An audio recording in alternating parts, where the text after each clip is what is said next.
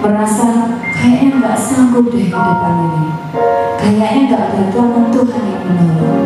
Tapi percayalah, ada tangan Tuhan yang menolong yang akan membawa kita sampai ke gunung. Saya tahu kayu lain tadi. Kembali kita pujian ini, katakan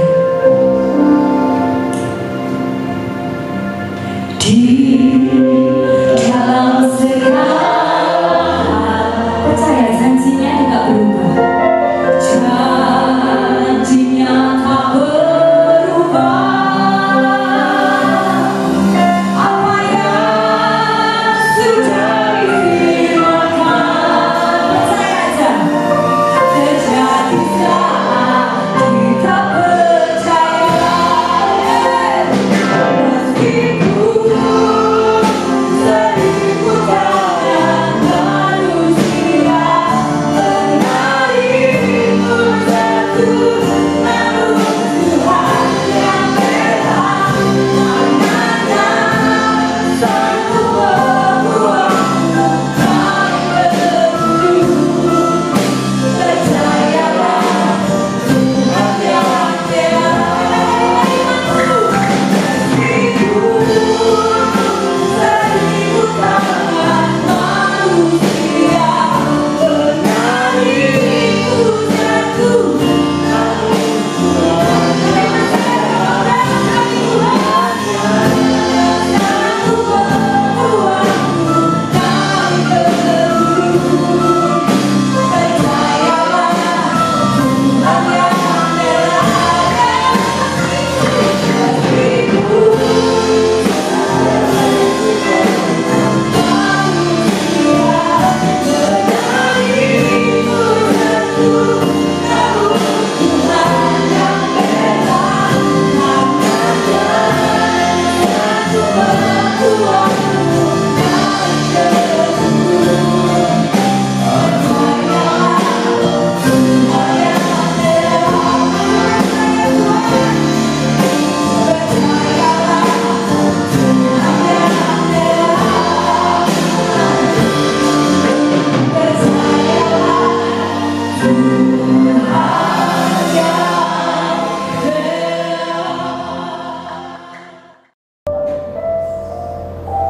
Firman-Mu bukan hanya memberikan kekuatan bagi kami, namun sekaligus menjadi berkat yang luar biasa di dalam hidup setiap keluarga kami.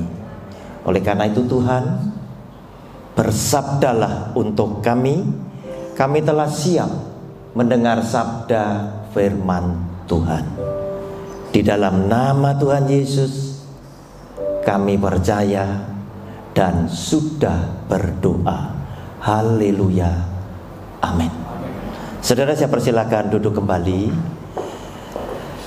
Tema hari ini yang akan menjadi perenungan kita adalah bagaimana memiliki doa yang selalu didengar Tuhan dan dikabulkan.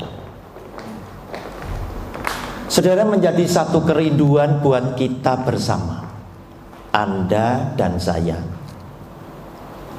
Kita ingin punya doa yang bukan cuma didengar oleh Tuhan, tetapi sekaligus Tuhan yang mendengar doa kita, berkenan mengabulkan doa-doa kita. terlebih ketika kita ada di dalam tekanan. Saudara, apakah mungkin kita bisa punya doa yang manjur? Jawabnya ya. Catatannya apa? Catatannya kita ngikuti firman Tuhan, hukum-hukum Tuhan. Maka Tuhan yang berjanji dan satu-satunya Allah yang memberikan hukum, Dia akan menggenapi. Oleh karena itu, himbauan saya, jangan gampang terpengaruh dengan judul-judul khotbah yang nampak bombastis tapi tidak alkitabiah. Misal, doa terobosan untuk masa depanmu, doa terobosan untuk keuangan. Yang mau diterobos apa? Tidak ada orang bisa terobos Tuhan. Tetapi ketika engkau menurut mengikuti firman Tuhan, Tuhan yang memberikan firman pasti menggenapi. Saudara, persiapkan alat tulismu, Alkitabmu, catat yang penting-penting, nanti dicocokkan dengan Alkitab. Ayat-ayatnya, keterangan saya, dan Anda bisa praktekkan di dalam hidup saudara sehari-hari, dan Anda akan dikabulkan. Saudara, yang pertama, 1 Yohanes pasal 5 ayat 14, Rasul Yohanes itu memberikan pengajaran buat Anda dan saya. 1 Yohanes pasal 5 ayat 14 dikatakan demikian. Dan inilah keberanian percaya kita kepadanya, nyanya huruf besar, Tuhan Yesus, yaitu bahwa Ia mengabulkan doa kita jikalau, digarisbawahi, kita meminta sesuatu kepadanya menurut kehendaknya. Kita dikabulkan kalau doa kita cocok dengan hati Tuhan. Diteguhkan oleh Tuhan Yesus di dalam Lukas pasal 22 ayatnya yang ke-42. Lukas 22 ayat 42, ketika dia berdoa di taman Getsemani, dia berkata demikian, ya Bapakku, jikalau engkau mau, ambillah cawan ini daripadaku, tetapi bukanlah kehendakku, melainkan kehendakmulah yang terjadi. Saudara, berarti doa kita bisa dikabulkan jika sesuai dengan kehendak Tuhan. Saudara yang dikasihi oleh Tuhan, saya akan mulai buktikan semuanya ini lewat bait suci lebih dulu, yaitu ketika orang berdoa itu suka mencari Tuhan, itu di bait suci. Bait suci yang pertama dibangun oleh Salomo. Mengapa? Karena Tuhan bilang sama Daud, kamu tidak usah bangun, tanganmu itu penuh darah. Sebab apa? Daud ini tukang perang. Tetapi anakmu, yaitu Salomo, yang akan bangun rumah buat aku. Salomo ini diberkati Tuhan luar biasa, menjadi raja yang besar, yang dipenuhi hikmat Allah, juga memimpin selama 40 tahun, tidak ada perang. Sebab apa? Negara kecil-kecil di sekeliling itu menjadi anak buah Salomo, tempat mereka berlindung, tempat mereka bertanya kepada Salomo. Nah saudara, tetapi apa yang terjadi dengan bait Allah ini?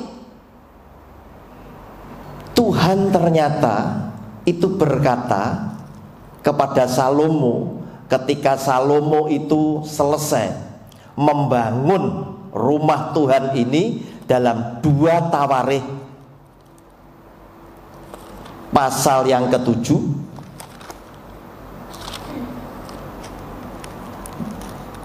ayat 11 sampai 22.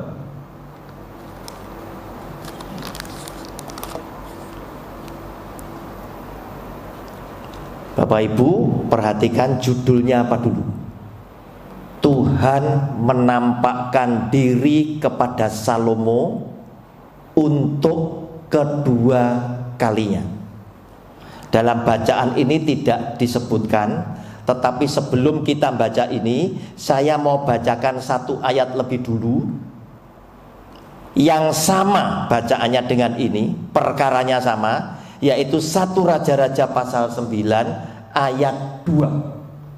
1 Raja-Raja pasal 9 ayat 2, supaya ini klop dengan judulnya.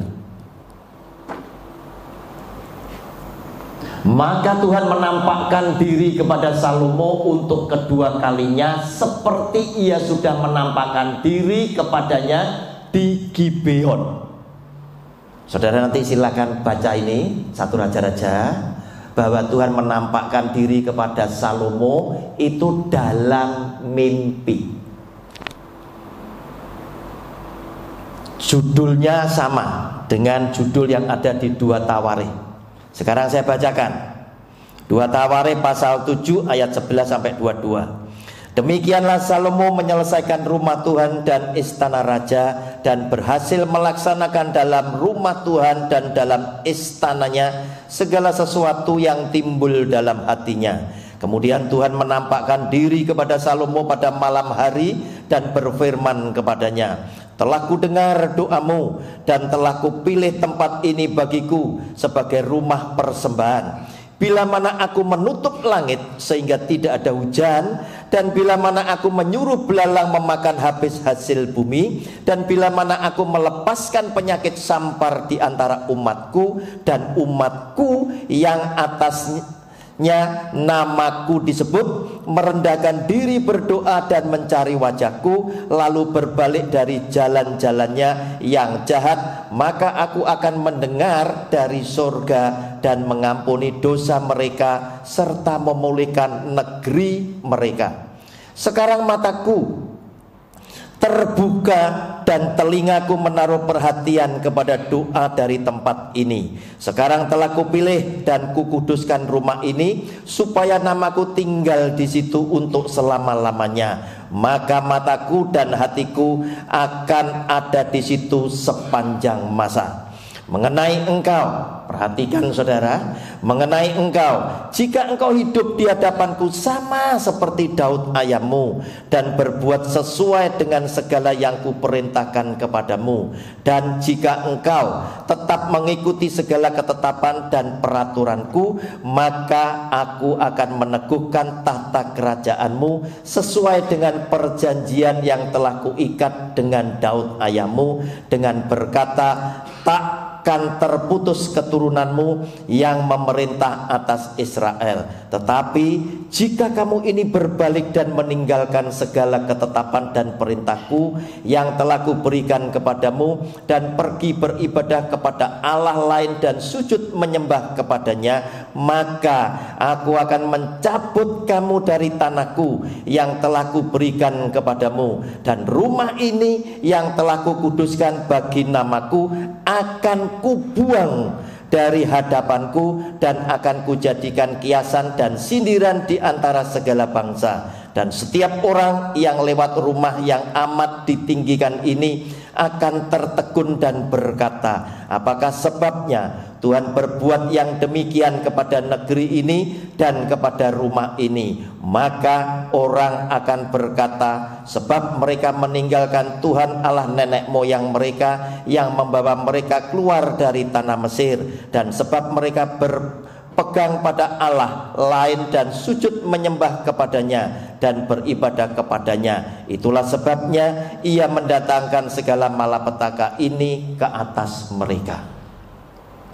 Saudara, Salomo kita tahu adalah salah satu pria paling happy di dunia ini, dan dia tidak pernah selingkuh dengan perempuan lain, sebab Tuhan kasih 1000 istrinya. Lek mau selingkuh kebacut ini.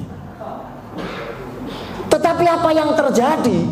Di masa tuanya dia meninggalkan Allahnya dan mengikuti perempuan-perempuan istrinya ini sebagai penyembah dewa Baal. Oleh karena itu, apa yang dikatakan oleh Tuhan mulai ayat 19 ini tadi digenapi oleh Tuhan, maka bait Allah yang dibangun oleh Salomo itu rata dengan tanah oleh karena diserang oleh Nebukadnezar. Rata terjadi. Tuhan tidak sayang. Aku ada di tengah kamu karena apa? Aku mengasihi kamu. Yang perlu bukan aku loh, yang perlu kamu.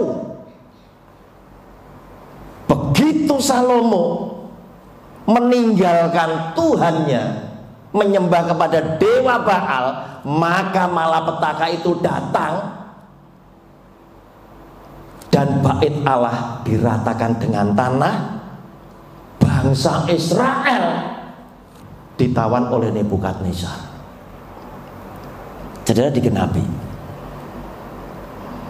Tetapi Allah itu adalah Bapa yang penuh belas kasihan. Ada saatnya dia ingin pulihkan. Zamannya Zerubabel dibangun kembali bait Allah itu. Saudara bisa baca di Esra pasal 3 ayat 8. Kita lihat ayatnya, Esra pasal 3 ayat yang ke-8. Pada tahun yang kedua sesudah mereka sampai ke rumah Allah di Yerusalem, dalam bulan yang kedua, Zerubabel bin Sealtiel dan Yosadak beserta saudara-saudara mereka yang lain, yakni para imam dan orang-orang Lewi dan semua orang yang pulang ke Yerusalem dari tempat tawanan, memulai pekerjaan itu. Mereka menugaskan orang-orang Lewi yang berumur 20 tahun ke atas untuk mengawasi pekerjaan membangun rumah Tuhan. Bangun lagi. Setelah mereka dari pembuangan itu dibalik. Dan 12 suku ini tercerai-berai, yang balik cuman 2 suku masuk kembali, suku Yehuda dan Benyamin sampai sekarang. Oleh karena itu Benyamin Netanyahu itu pemeluk Yudaisme. Begitu dia diusik, langsung hukumnya, hukum Tauratnya keluar. Mata ganti mata, nyawa ganti nyawa. Lu serang gua, tak bom balik. Benyamin Netanyahu ndak ono kasih. Utang kudu bayar. Saudara yang dikasih oleh Tuhan dibangun oleh Zerubabel. Kemudian direnovasi oleh Herodes kurang lebih 16 tahun Yesus lahir. Dan bangunan bait Allah tadi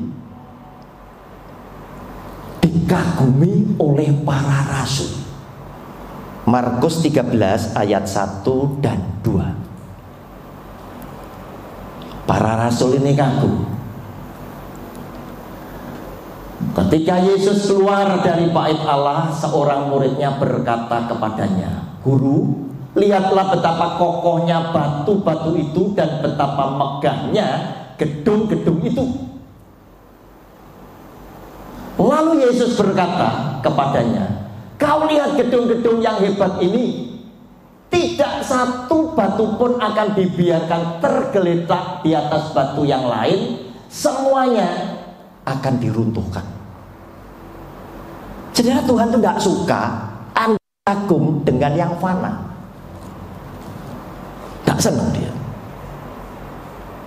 Dan banyak pendeta zaman sekarang terpancing dengan yang fana, bangun gedung gereja sing pedek, dalam sing apik,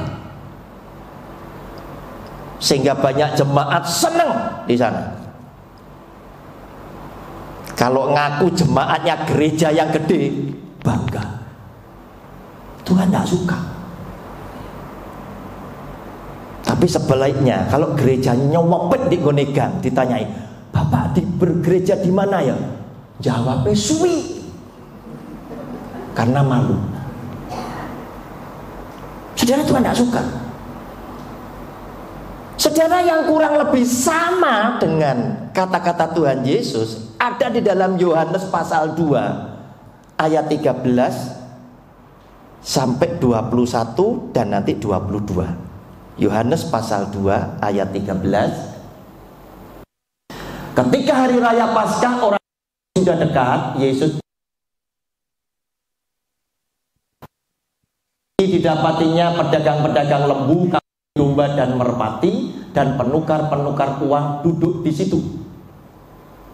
Ia membuat cambuk dari tali lalu mengusir mereka semua dari bait suci dengan semua kambing, domba dan lembu mereka. Uang penukar-penukar dihamburkannya ke tanah dan meja-meja mereka dibalikkannya. Kepada pedagang-pedagang ia berkata, ambil semuanya ini dari sini. Jangan kamu membuat rumah Bapakku menjadi tempat berjualan. Maka teringat murid-muridnya bahwa ada tertulis, cinta untuk rumahmu menghanguskan aku. Orang-orang Yahudi menantang Yesus, katanya, tanda apakah dapat engkau tunjukkan kepada kami bahwa engkau berhak bertindak demikian? Jawab Yesus kepada mereka, rombak Allah ini dan dalam 3 hari aku akan mendirikannya kembali. Lanjut. Lalu kata orang Yahudi kepadanya, 46 tahun orang mendirikan Allah ini dan engkau dapat membangunnya dalam 3 hari. Tetapi yang dimaksudnya dengan bait Allah ialah tubuhnya sendiri. Kemudian setelah bangkit dari antara orang mati, barulah teringat oleh muridnya bahwa hal itu telah dikatakannya, dan mereka pun percayalah akan kitab suci dan akan perkataan yang telah diucapkan Yesus. Saudara, bait suci ternyata mengalami banyak perubahan. Pertama kali adalah gedung. Yang berikutnya diganti oleh Tuhan dalam tubuhnya.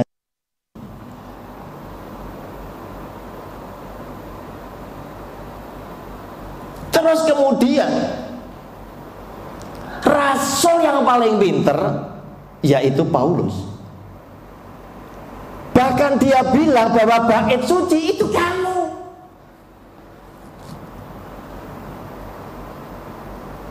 Saudara, 1 Korintus pasal 3 ayat 16 dan 17. Nanti Alkitab akan saya tunjukkan untuk membuktikan bahwa pengajaran Paulus itu betul. 1 Korintus pasal 3 ayat 16 dan 17. 1 Korintus pasal 3 ayat 16 dan 17. Tidak tahukah kamu bahwa kamu adalah bait Allah dan bahwa roh Allah diam di dalam kamu? Saudara, garis bawah ya, roh Allah diam di dalam kamu. Tidak tahukah kamu jika 17, jika ada orang yang membinasakan bait Allah akan membinasakan dia, sebab bait Allah adalah kudus dan bait Allah itu ialah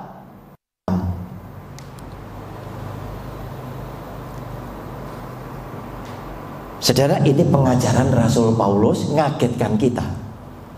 Bait Allah pertama gedung yang fana, kemudian zamannya Tuhan Yesus gedung yang fana ini diratakan dengan tanah, diganti bait Allah itu ternyata dia. dalam 3 hari aku akan bangun kembali. Yaitu ketika dia mati hari Jumat, Minggu dia bangkit. Dia itu bait Allah. Mengapa Tuhan Yesus bilang seperti itu? Karena ternyata dia itu pernah ngobrol sama perempuan Samaria. Yohanes pasal 4.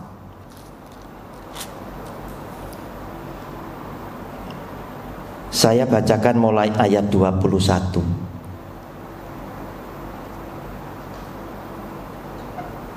sampai 22. Kata Yesus kepadanya, percayalah kepadaku hai perempuan, saatnya akan tiba bahwa kamu akan menyembah Bapa bukan di gunung ini dan bukan juga di Yerusalem. Saudara, orang zaman dulu, orang Samaria kalau nyembah Bapa itu di gunung. Orang Yehuda nek nyembah Bapa itu di Yerusalem. Yerusalem itu kiblat. Saudara buka kitab Daniel. Daniel menyembah Tuhan itu di rumahnya loteng paling atas. Itu ada tingkap, kalau dibuka ngadep Yerusalem. Yang mana? Dia tidak suka. Dia tidak suka dengan yang fana. Ayat 22. Kamu menyembah apa yang tidak kamu kenal, kami menyembah apa yang kami kenal. Sebab keselamatan datang dari siapa? Bangsa Yahudi. Dia nunjuk, Yahudi ini aku. Yesus itu Yahudi, singa Yehuda. Selamatan datang teko aku. Kemudian dia menasihatkan kepada saudara dan saya untuk ayat 23 dan 24. Tetapi saatnya akan datang dan sudah tiba sekarang bahwa penyembah-penyembah benar akan menyembah Bapa dalam roh dan kebenaran, sebab Bapa menghendaki penyembah-penyembah demikian. Allah itu roh, dan barang siapa menyembah Dia harus menyembahnya dalam roh dan kebenaran. Bukan berarti Anda langsung bahasa roh, tidak.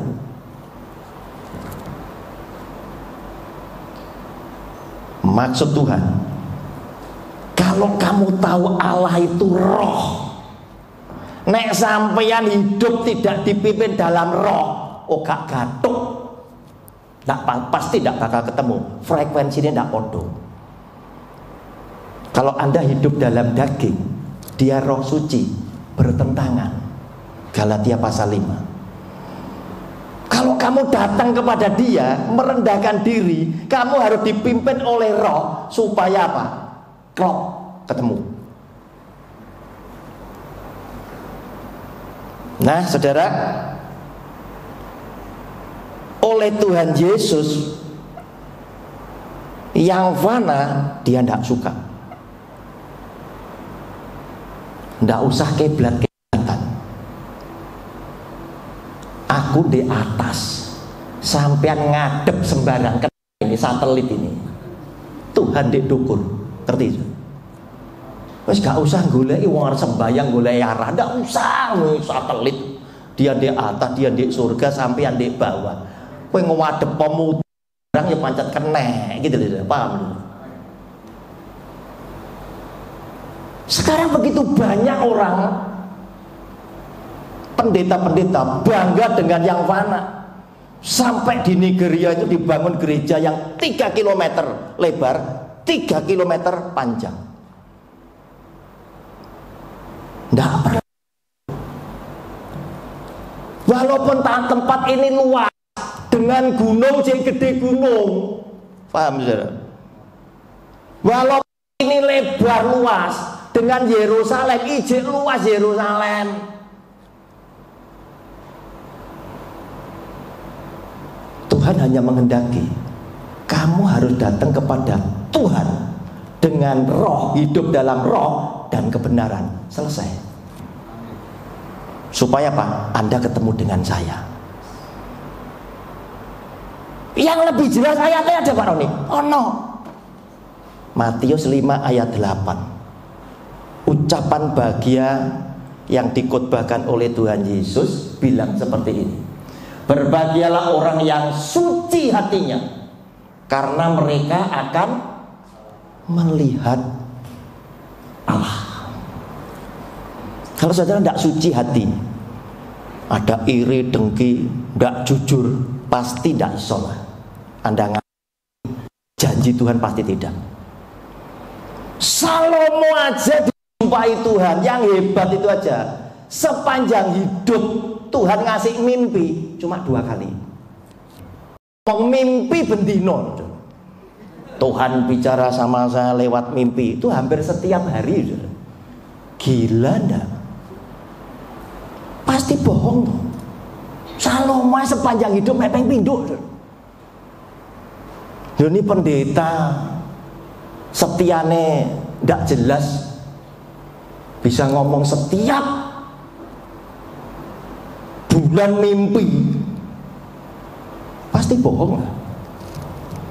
Nah saudara yang dikasih oleh Tuhan, sekarang saya ingin membuktikan bahwa Anda dan saya, kita ini bait Allah. Saudara, Yohanes pasal 14 ayat 15 sampai 20. Kalau Anda kepingin jadi bait Allah, ini satu syarat. Ayat ini menjadi syarat utama.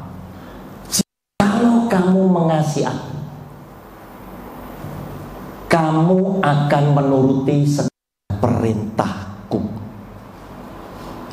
Yang sudah menikah pasti pernah pacaran.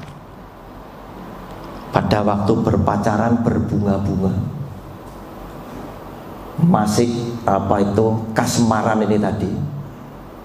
Laki-laki maupun perempuan yang sedang memadu kasih itu punya kecenderungan, omonganmu mesti tak jalani, permintaanmu mesti tak lakoni. Aku gak seneng mambu durian yang poso puluhan tahun gak mangan durian. Ini tuh. Jikalau kamu mengasihi aku, kamu akan menuruti segala perintahku. Dampaknya ayat selanjutnya, kalau Anda adalah orang yang suka mendengar firman Allah dan melakukan dalam hidupmu sehari-hari, maka Tuhan akan memberkati seperti ini. Aku akan minta kepada Bapa dan Ia akan memberikan kepadamu seorang penolong yang lain supaya Ia menyertai kamu selama-lamanya. Penolong lain siapa? Roh Kudus. Saudara, kalau Anda percaya penolong ini diberikan, sudah tidak usah dengarkan pengajaran yang menyesatkan yang bilang seperti ini. Banyak pembicara dalam tanda kutip bilang apa? Bukti engkau dibaptis oleh Roh Kudus, kamu berbahasa roh. Iki bingung nih, paham ya? Membingungkan apa? Loh, Roh Kudus ini memang dikekne atau aku berbahasa roh dhisik?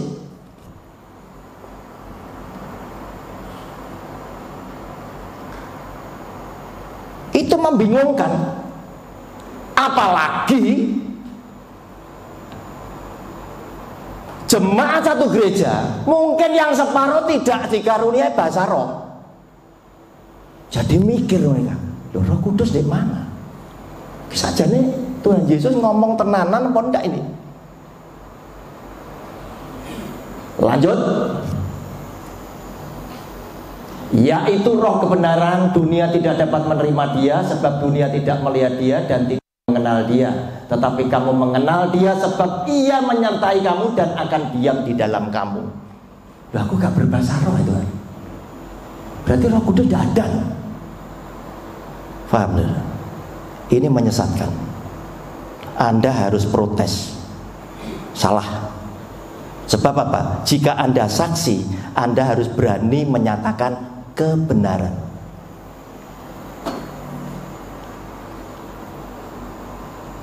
Saudara yang dikasihi oleh Tuhan, Ia menyertai kamu, akan diam di dalam kamu.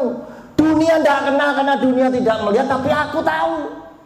Setiap kali aku akan berbuat salah, berbuat dosa, ada suara yang ngomong, Itu Roh Kudus yang mencegah, mengingatkan saudara dan saya untuk balik kepada jalan Tuhan.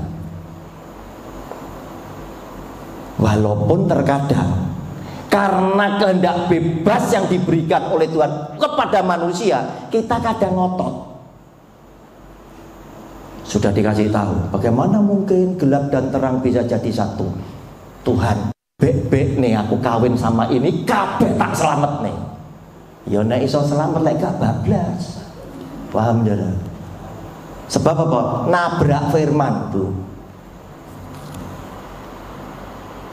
Nah saudara, kehendak bebas itu juga pernah dilakukan oleh orang sekelas Daud. Padahal Daud diurapi, disertai Roh Kudus. Begitu dia ngelihat Batseba, Roh Kudus mesti ngomong, ojo gitu so. Tapi dia ngomong, tapi sing iki hebat. Yang ini kayak gini aku belum punya ya, aku rojo ya. Kehendak bebasnya lebih menonjol. Dia jatuh dalam dosa. Lanjut. Aku tidak akan meninggalkan kamu sebagai yatim piatu. Aku datang kembali kepadamu. Orang Kristen harus mikir, loh, aku ini kan Tuhan Yesus. Aku tidak akan meninggalkan kamu sebagai yatim piatu. Aku datang kembali kepadamu. Loh, Tuhan, sampean kan naik ke surga. Roh Kudus kan turun. Loh, kok sampean balik? Disimpan dulu dalam pikiran. Tapi harus dapat jawaban ya. Simpen dulu. Lanjut ayatnya. Tinggal sesaat lagi dan dunia tidak akan melihat aku lagi. Tetapi kamu melihat aku, sebab aku hidup. Kamu pun akan hidup. Lanjut. Pada waktu itu kamu akan tahu bahwa aku di dalam Bapakku. Tuhan Yesus di dalam Bapa. Ya, ketika dia mati, kemudian dia hidup. Yang menghidupkan, yang membangkitkan kan Bapa. Dari situ kamu akan tahu bahwa aku di dalam Bapakku dan kamu, kita di dalam aku, kita di dalam Yesus. Dan aku dan Yesus ngakui aku di dalam kamu. Artinya kepada orang yang mengasihi Dia, melakukan firman-Nya setiap hari, kita itu sebetulnya sudah hidup manunggal dengan Yesus. Padahal kemanunggalan kita sama Yesus ditegaskan oleh Tuhan Yesus bahwa aku Yesus di dalam Bapa. Berarti kita ikut manunggal dengan siapa? Dengan Bapa. Sudah dua. Sudah dua. Ya, sudah dua. Kita lanjut sekarang dengan ayat yang lain. Matius 28 ayat 19 dan 20 nanti. Karena itu pergilah, jadikanlah semua bangsa muridku dan baptislah mereka dalam nama Bapa dan Anak dan Roh Kudus. Lanjut 20. Dan ajarlah mereka melakukan segala sesuatu yang telah kuperintahkan kepadamu, dan ketahuilah aku, garis bawahi, menyertai kamu senantiasa sampai kepada akhir zaman. Ini hampir sama dengan janji yang dia bilang, aku akan datang kembali dan kamu tidak akan jadi yatim piatu. Loh, apa betul Yesus sendiri yang menyertai? Ternyata terjawab apa? Kita ada di dalam Yesus dan Yesus di dalam kita. Walaupun para murid melihat bahwa Tuhan Yesus naik ke surga dan dia bilang, aku di dalam Bapa. Berarti kalau kita di dalam Yesus, Yesus kemudian di dalam Bapa, kita ikut di dalam Bapa loh. Paham ya? Sampai sini paham ya? Sekarang kita lihat Yohanes 15, 26 dan 27. 26 dan 27. Jikalau penghibur yang apa saudara? Akan akan kuutus dari Bapa datang, yaitu roh kebenaran yang keluar dari Bapa. Berarti Roh Kudus di dalam siapa? Dalam Bapa. Di dalam Bapa. Yesus di dalam Bapa, Roh Kudus di dalam Bapa. Kita di dalam Yesus, Yesus di dalam kita. Berarti yang hidup manunggal dengan kita siapa? Allah Bapa, Allah Anak, Allah Roh Kudus. Tiga yang berbeda pada hakikatnya satu, tinggal di kita. Makanya kita ini adalah bait Allah. Firman Tuhan bilang, siapa yang membinasakan bait Allah, dia harus binasa. Binasanya bukan karena kena asokok, bukan. Kalau kamu berbuat dosa, ini lari. Anda berbuat dosa, Roh Kudusnya tidak mau. Karena tidak semua orang Kristen itu ada Roh Kudusnya. Padahal standarnya ketika kamu dibaptis dalam nama Bapa, Anak, dan Roh Kudus, kamu terima Allah Bapa, Anak, dan Roh Kudus tinggal di sini. Oleh karena itu, Yohanes Pembaptis mengingatkan, tunjukkanlah buah pertobatanmu. Begitu engkau berbuah lebat untuk kemuliaan Tuhan, Yesus Tuhan bilang apa? Dengan demikian semua orang lihat kamu muridku. Tapi kalau kamu buahnya itu buah yang jelek-jelek, kamu bukan muridku. Tuhan Yesus menegaskan di dalam Kisah Rasul pasal 1 ayat ke-8, yang mengingatkan, memperingatkan saudara dan saya, tidak menjamin setiap Kristen disertai Roh Kudus, walaupun dia dibaptis dalam nama Bapa, Anak, dan Roh Kudus. Ayatnya ini. Tetapi kamu akan menerima kuasa kalau, kata kalau di garis bawah, bahasa Ibraninya nek sampean gitu ya. Nek Roh Kudus turun ke atas kamu, artinya nek Roh Kudus tinggal dalam hidupmu, nek Roh Kudus berkenan tinggal di hidupmu. Kalau Roh Kudus turun ke atas kamu, dan kamu akan menjadi saksiku di Yerusalem dan di seluruh Yudea dan Samaria dan sampai ke ujung bumi.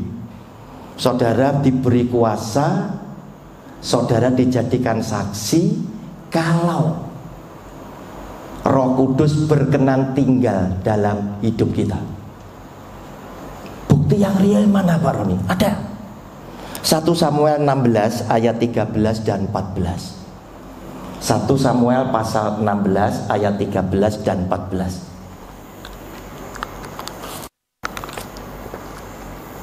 Bicara tentang Saul dan Daud. Saul juga adalah raja yang dipilih oleh Tuhan karena Tuhan berkenan. Saul diurapi oleh Tuhan lewat Nabi Samuel. Kemana saja Saul berperang, diberkati Tuhan kemenangan. Tetapi ketika Saul mulai tidak setia kepada Tuhan, ayatnya ini, Samuel mengambil tabung tanduk yang berisi minyak itu dan mengurapi Daud di tengah-tengah saudara-saudaranya. Sejak hari itu, garis bawahi, dan seterusnya berkuasalah Roh Tuhan atas Daud. Lalu berangkatlah Samuel menuju Rama. Karena Daud diurapi, disertai Roh Kudus. Habis itu judul bacaannya apa? Daud menang lawan Goliat. Yang mengakibatkan Daud menang bukan karena Daud itu titis, walaupun dia punya modal itu, tetapi karena berkat Tuhan Daud menang lawan Goliat. Setelah apa? Daud diurapi, Roh Kudus menguasai Daud dan seterusnya. Ayat 14. Tetapi Roh Tuhan apa saudara? Telah mundur daripada Saul, dan sekarang ia diganggu oleh roh jahat yang daripada Tuhan. Berarti Roh Kudus bisa hengkang dari seseorang. Kapan hengkangnya? Kalau saudara tidak setia. Khususnya kalau Anda percaya kepada ilah-ilah lain, dia pasti akan meninggalkan saudara. Nah, saudara yang dikasihi oleh Tuhan, orang Kristen itu harus tahu urut-urutannya. Saat dia mau berdoa, minta sama Tuhan supaya didengar dan dikabulkan, itu harus ngerti urut-urutannya. Jangan urutan yang Tuhan mau Anda bolak-balik. Datang dumeh gitu, orang Kristen bawa persembahan, pikirnya Tuhan pasti senang. Seperti Tuhan itu bisa disuap dengan persembahan saudara. Tidak bisa. Pasti tidak bisa. Tuhan justru ingin saudara bertobat dulu baru mempersembahkan. Yesaya pasal 1 mulai ayat 10. Yesaya pasal 1 mulai ayat 10. Judul bacaannya di Alkitab Anda apa itu? Bertobat lebih baik dari mempersembahkan korban. Tuhan ini maha kaya, tidak butuh duit kita kok. Kok Anda dumeh, datang langsung ucapan syukur, tobat aja belum ngucap syukur. Apa Tuhan mau? Tidak mau. Ayatnya ini kita baca. Dengarlah firman Tuhan, hai pemimpin-pemimpin manusia Sodom, perhatikanlah pengajaran Allah kita. Hai rakyat manusia Gomora, untuk apa itu korbanmu yang banyak-banyak? Firman Tuhan, aku sudah jemu akan korban-korban bakaran berupa domba jantan dan akan lemak dari anak lembu gemukan. Darah lembu jantan dan domba-domba dan kambing jantan tidak kusukai. Apabila kamu datang untuk menghadap di hadiratku, siapakah yang menuntut itu daripadamu, bahwa kamu menginjak-injak pelataran bait suciku? Jangan lagi membawa persembahanmu yang tidak sungguh, sebab baunya adalah kejijikan bagiku. Kalau kamu merayakan bulan baru dan sabat, atau mengadakan pertemuan-pertemuan, aku tidak tahan melihatnya, karena perayaanmu itu penuh kejahatan. Kalau saudara tidak berbalik dulu, persembahan apapun Tuhan tidak mau. Wong Tuhan yang punya semua. Perayaan-perayaan bulan barumu dan pertemuan-pertemuanmu yang tetap, aku benci melihatnya. Semuanya itu menjadi beban bagiku. Aku telah payah menanggungnya. Apabila kamu menadahkan tanganmu untuk berdoa, aku akan memalingkan mukaku. Bahkan sekalipun kamu berkali-kali berdoa, aku tidak akan mendengarkannya, sebab tanganmu penuh dengan darah. Tuhan tidak suka loh orang Kristen gaya nambahi jam doa, tambahi puasa. Buat apa? Tambahi jam doa. Loh, Tuhan Yesus ngajarkan, lu kalau berdoa jangan bertele-tele ya. Doa sing singkat ya. Sebab apa? Sebelum kamu ngomong, aku sudah tahu. Tidak usah dawa-dawa, berbeki kuping malah. Paham sih? Tetapi bukan berarti Anda boleh tidak berdoa terus ngomong, Tuhan kayak yang kemarin. Tidak boleh. Tetap saudara mesti mengutarakan. Iya, tidak boleh kayak kemarin. Tuhan kan ngerti Dewi Saturn lah. Tidak boleh. Tetap kita mengutarakan, tetapi tidak perlu panjang-panjang. Sebab Tuhan Yesus pun ngajar doa Bapa kami itu tidak sampai 1 menit, amin loh.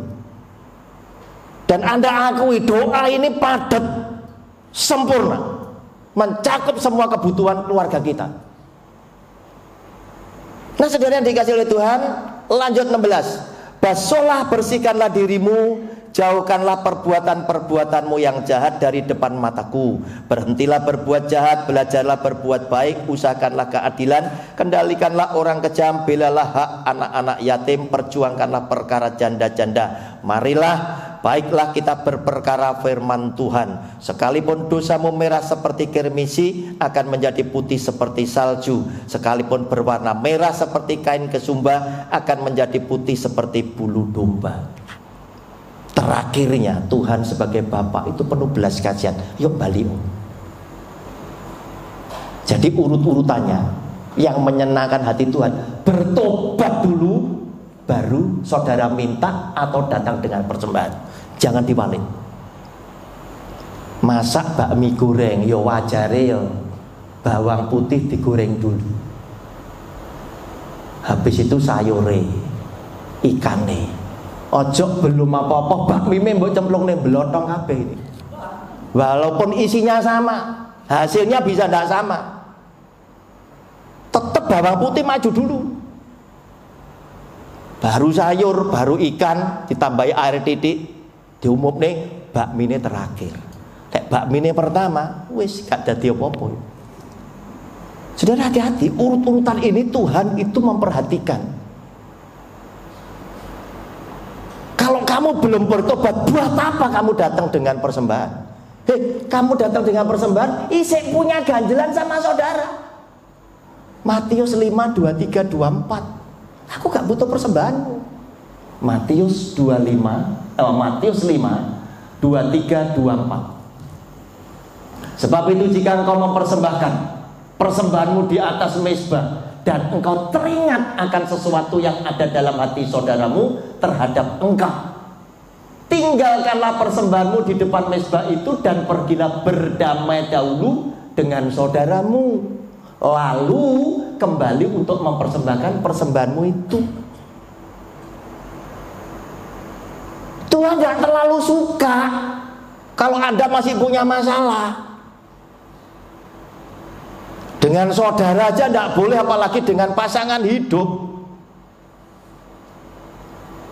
Ini bolone Joko Loro dulu ya, berjuang bareng. Lah kok gegeran sama suami atau sama istri, biasanya tidur iso adep-adep muka, bareng gegeran, bokong-bokongan malah. Tuhan tidak mau. Tidak langsung mempersembahkan, wah puji Tuhan kamu datang, enggak, tinggal selesaikan dulu baru balik. Kamu pikir aku mau ini? Enggak. Tuhan tidak butuh persembahan kita. Apa tenanan ini? Matius 9 ayat 13. Tenanan ini. Keluar dari kata-kata Tuhan Yesus. Matius 9:13. Jadi pergilah dan pelajarilah arti firman ini. Yang ku kehendaki ialah belas kasihan dan apa saudara? Bukan persembahan. Aku sing punya jagat. Di sana ada batu bara.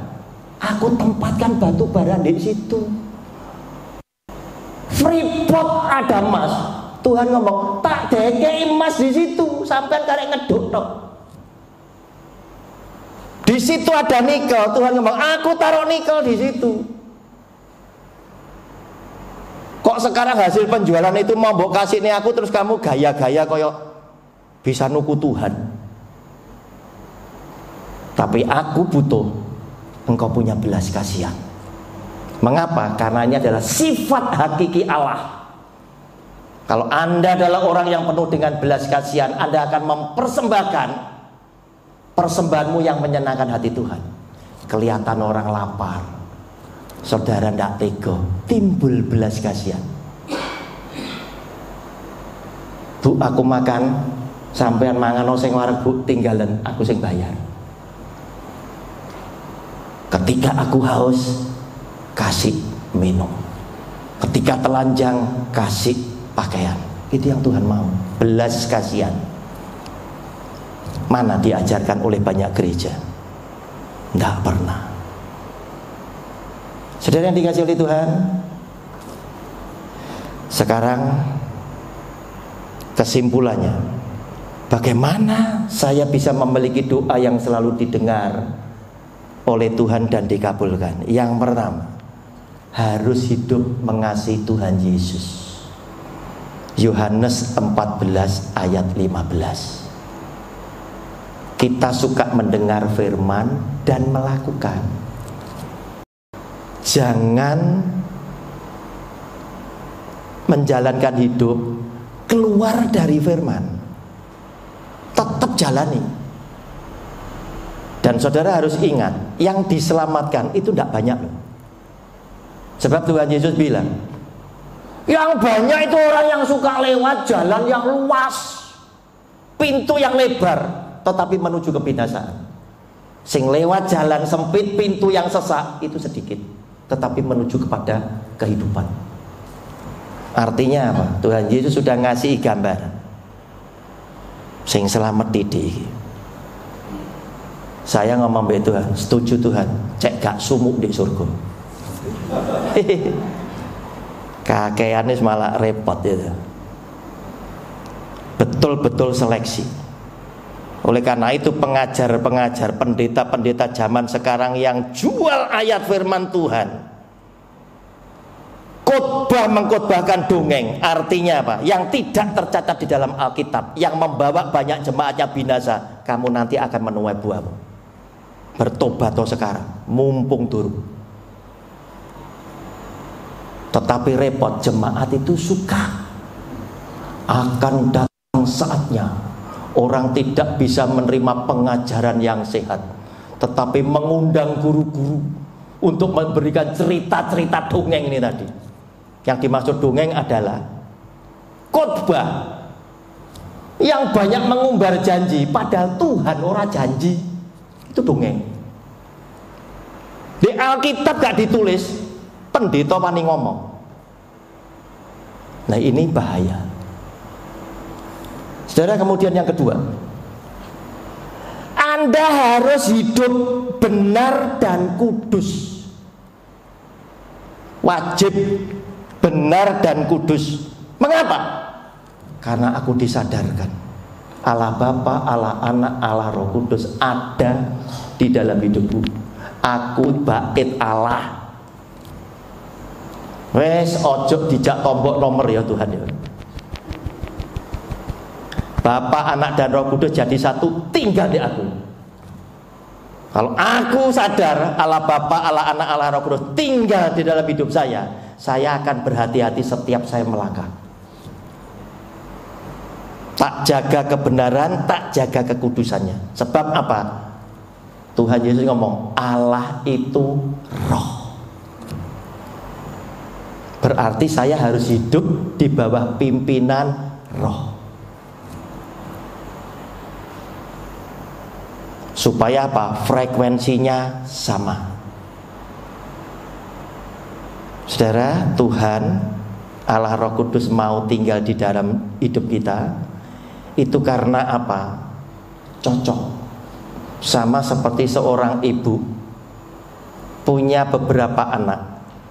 Dia adalah seorang ibu yang paling bisa merasakan anak sopo sing besok tak ngengeri di hari tua saya. Kita mungkin tanya, loh Bu, kenapa ikut anak yang bungsu, yang sulung kan luwih sugih? Jawabannya sederhana, aku cocok. Nggak peduli sugih gak pernah ngekei apa-apa. Paham deh? Mamai ngomong, jane no mamai no yo pengen naik melok persekutuan, tapi lek bolak-balik metu bengi kadang kena angin seriwing-seriwing. Ngomong sama yang sulung. Yang sulung cepat ngomong, yo lek ngono yo melok persekutuan sing awan ae, Ma. Tetapi yang bungsu, mamanya begitu ngomong seperti itu, langsung dibeli nih mantel. Mah, budal lo kene mantel. Makanya kok melok sing bungsu karena apa? Cocok. Roh Kudus juga seperti itu. Karena Anda hidup benar dan kudus, Dia berkenan tinggal di kita. Jadilah kita bait Allah. Kalau Anda percaya ini, buang ajaran tadi yang ngomong bukti kamu dibaptis oleh Roh Kudus, kamu berbahasa roh. Membingungkan. Saudara, kemudian yang berikutnya, berdoa sesuai dengan kehendak Tuhan. Gimana caranya? Anda jadi manusia harus tahu diri. Kalau Anda bisa tahu diri, menempatkan diri dengan permintaan yang mau Anda utarakan, Anda kurang lebih itu bisa ngukur. Kira-kira nek aku njaluk helikopter dikai bogat. Tuhan beri aku helikopter supaya aku bisa memberitakan Injil ke luar pulau. Tuhan yang ngomong, numpak pesawat umum kan iso teron kan itu. Nyapa mati helikopter malah golek nggon parkir barang, bayar parkir barang. Kita bisa tahu diri. Oh kalau ini rasanya ndak, aku ndak berdoa. Sehingga kalau orang bertanya dengan saya, Pak Roni sampean ngekei judul seperti ini, apakah doa mau dikabulkan? Saya bilang selama ini saya dikabulkan. Kenapa? Karena saya tahu kira-kira, duwe duga kira-kira gitu. Wah iki kira-kira gak dikei ya, wis gak njaluk wis. Begitu saya tidak minta, saya mendapat yang saya angan-angankan. Yang tidak saya minta, digenapilah firman Tuhan. Tuhan memberikan apa yang tidak kamu minta. Lah itu tadi. Digenapi apa yang tidak pernah terpikir, apa yang tidak kamu minta, Tuhan berikan. Karena kita merasa tidak layak. Aku jaluk itu, wis gak tak pikir wis. Lewati ya wis. Tuhan kasih. Saudara, yang berikutnya, yang terakhir, berdoa untuk memuliakan Tuhan, bukan untuk memuaskan hawa nafsu.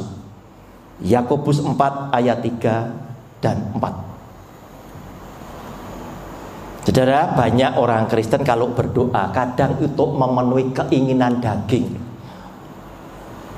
Tuhan boleh sampai buka ideloan Tuhan. Musuhku sing ngeremehne aku ya delok. Tak tokokne mobil, tak kelaksoni sing banter ya. Atau kamu berdoa juga tetapi kamu tidak menerima apa-apa karena kamu salah berdoa, sebab yang kamu minta itu hendak kamu habiskan untuk memuaskan hawa nafsumu. 4. Hai kamu orang-orang yang tidak setia, tidakkah kamu tahu bahwa persahabatan dengan dunia adalah permusuhan dengan Allah? Jadi barang siapa hendak menjadi sahabat dunia ini, ia menjadikan dirinya musuh Allah. Saudara, ayat ini memperingatkan para pendeta. Pendeta zaman sekarang itu kalau khotbah itu berkat tok yang jasmani. Dan jemaahnya suka.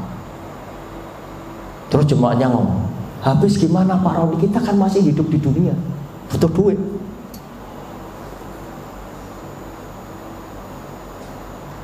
Saudara, kalau Anda mau mengasihi Yesus, Anda mesti juga mengadopsi pikiran Yesus Kristus Tuhan kita.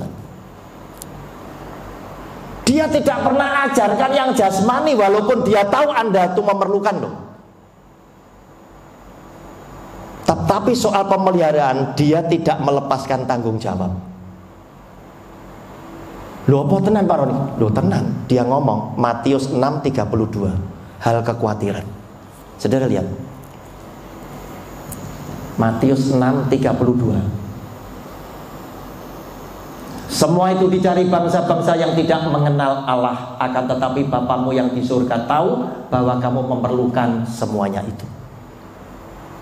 Bangsa yang tidak mengenal Allah, yang tidak ngerti akan Allah, itu selalu khawatir, yang tak makan apa, yang tak pakai apa. Tetapi Yesus Tuhan itu menjamin, iku bangsa yang gak ngerti aku. Kalau kamu mengenal aku adalah pencipta yang tidak pernah meninggalkan buah ciptaannya. Bayi cilik ndak iso ngomong, umur 1 tahun, 2 tahun, 3 tahun. Tetapi begitu masuk musim hujan, papa mama yang mengasihi itu sudah langsung apa? Sediakan selimut supaya bayinya tidak kedinginan. Dia tidak ngomong, karena aku tahu apa yang kamu perlukan. Saudara dikasihi oleh Tuhan, Hati-hati zaman sekarang, pengajaran selalu berkat, berkat, berkat. Yesus Tuhan selalu berkata, jangan bekerja untuk mendapatkan roti yang bisa binasa, tetapi bekerjalah untuk mendapatkan roti yang bisa bertahan sampai kepada akhir zaman. Artinya apa? Yesus Tuhan tahu jasmanimu memerlukan, karena itu dia memberikan ukuran secukupnya dalam doa Bapa kami. Lahir iso makan iso apa, sampai mati ndak kekurangan. Happy sudah sebetulnya. Apalagi kalau dalam perjalanan hidupnya dia jalani dalam kebenaran, mati dalam Kristus. Oleh karena itu Bapak Ibu, hati-hati dengan pengajaran zaman sekarang yang selalu mengutamakan berkat yang jasmani. Kapan Anda akan memperoleh berkat yang rohani? Jika firman Tuhan yang disampaikan oleh Tuhan Yesus ini masih berarti buat saudara, harusnya sepulang dari tempat ini saudara mulai merenung. Dia bersabda, apa gunanya seseorang memiliki dunia dengan segenap isinya? Bukan cuma kota Surabaya, kabeh, jika jiwanya binasa. Tuhan Yesus memberkati kita semuanya. Beri kemuliaan buat nama Tuhan. Amin.